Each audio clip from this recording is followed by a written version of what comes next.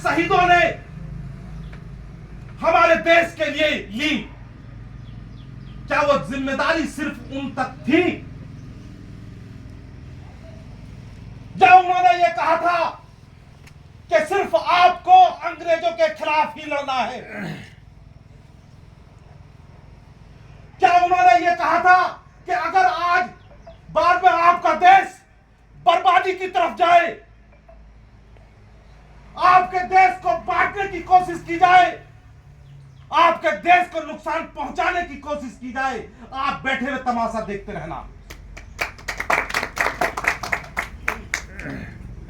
हम उनकी कुर्बानी को तो याद करते हैं, हम अपनी आंखों में आंसू भी लाते हैं, लेकिन क्या हमने गौर करने की कोशिश की है कि वो जिम्मेदारी हमारे साथ भी बनती है?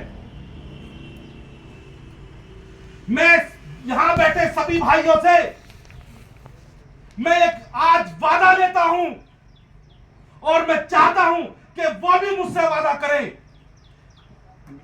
कि देश के अंदर देश को बांटने का, देश को नुकसान पहुंचाने का, वो चाहे किसी मजहब से ताल्लुक रखता हो, हम उसके खिलाफ लड़ाई लड़ेंगे। हम उनको उनके मंसूबों में फेल कर देंगे। हम इस देश के अंदर मोहब्बत कायम करके रहेंगे, ये हमको आज कसम लेनी है। हमारे होते हुए हमारे देश को, हमारे मुल्क को कोई नफरत में बांटने की कोशिश ना कर सके, ये हमें आज अहद लेना है और इंशाअल्लाह इस काम पर हम आज से ही उतर जाएंगे। आज एक बात मैं और आप लोगों के सामने रखना चाहता हूं। देखिए, हर एक चीज मेहनत मांगती है। ख्वाह हम फैक्ट्री के अंदर कोई प्रोडक्ट तैयार कर रहे हो, या हम अपना जीवन एक अच्छे मकान में गुजारना चाह रहे हो, उसके लिए मेहनत की जरूरत होती है, उसके लिए तरतीब की जरूरत होती है। एक मकान को बनाने के लिए जहां यह सोचा जाता है कि जी कमरा इस तरह से हो, दीवारों पर पेंट ये हो, दिशा ये हो, यहां पर बैठक हो, यहां पर किचन हो, उसी के साथ साथ हम ये भी सोचते हैं कि इसमें ये खामी आ सकती है, जहां से पानी आ सकता है, जहां ये दीवार कहीं बैठ ना जाए, उसका भी हम इंतजाम करते हैं। ठीक इसी तरह से हम लोगों को जो आज देश के अंदर हो रहा है, वो क्यों हो रहा है, उसमें हमारी कमी क्या है, इस पर भी गौर फिक्र करने की जरूरत है। आज हम लोग कहते हैं कि आज हिंदुस्तान से मुसलमानों का ओहदा, मुसलमानों की कामयाबी, मुसलमानों का इतिहास मिटाने की कोशिश की जा रही है। क्या हमने जानने की कोशिश की है कि वो क्यों की जा रही है? हमारी जिम्मेदारी क्या बनती थी? भाई, सबसे पहले तो हम लोगों को तैयारी करनी होगी, खामी को दूर करना होगा, तब हम किसी मुकाम तक पहुंच सकते हैं। आज देश के अंदर सबसे बड़ा बिगाड़ जो मैंने देखा, वो ये देखा कि हम लोगों ने एजुकेशन को दो भागों में बांट दिया। या तो आज हमारे देश का नागरिक, मुस्लिम नागरिक, या तो आज दुनियावी तालीम पा रहा है या फिर दीनी तालीम पा रहा है। क्या हम लोगों ने यह सोचने की कोशिश की है, क्या हमने ये इमेजिन करने की कोशिश की है कि एक सुन्नतों के साथ जिंदगी गुजारने वाला, एक नबी करीम सल्लल्लाहु अलैहि वसल्लम के तरीकों पर चलने वाला अगर सरहद के ऊपर रह करके मुल्क की हिफाजत करेगा, तो क्या कोई कह सकता है कि मुसलमान आतंकवादी हो सकता है? चाहे एक चौराहे पर खड़ा होकर के पुलिस की वर्दी पहन करके सुन्नती लिबास में लोगों की हिफाजत कर सकता है, तो क्या उसकी तरफ कोई उंगली उठा सकता है? बहुत बढ़िया भाई भैया।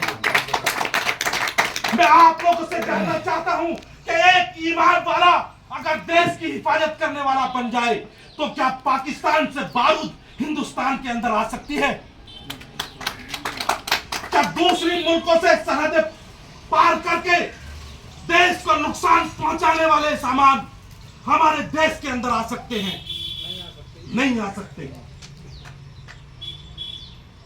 मेरे दोस्तों, मैं यही कहना चाहूंगा कि आज हम अहद लें और हम इतिहास देखें।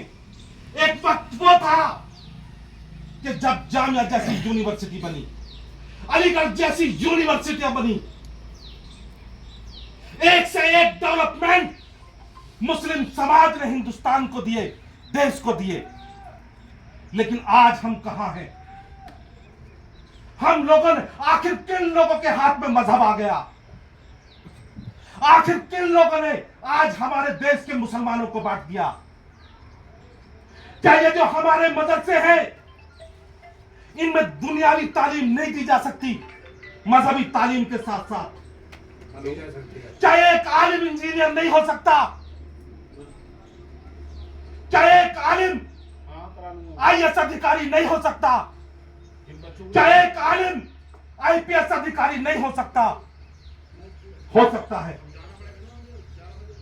मैं यहां बैठे सभी भाइयों से यही कहना चाहूंगा कि ये लोग, हम लोगों को लगा ली है, लोगों को जागरूक करना है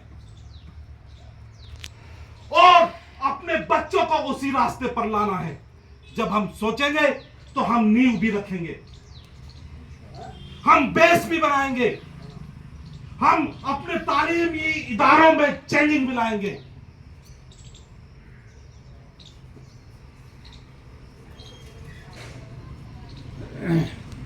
दोस्तों, बात बहुत लंबी हो गई। हमारे बहुत सारे भाइयों ने बड़ी अच्छी अच्छी बातें यहां पर रखी। मैं एक बार फिर सभी भाइयों का शुक्रिया अदा करना चाहूंगा और मैं यही कहना चाहूंगा कि इस आजादी के मौके पर हम ये कसम लेते हैं कि हम हिंदुस्तान के अंदर, हम देश भारत के अंदर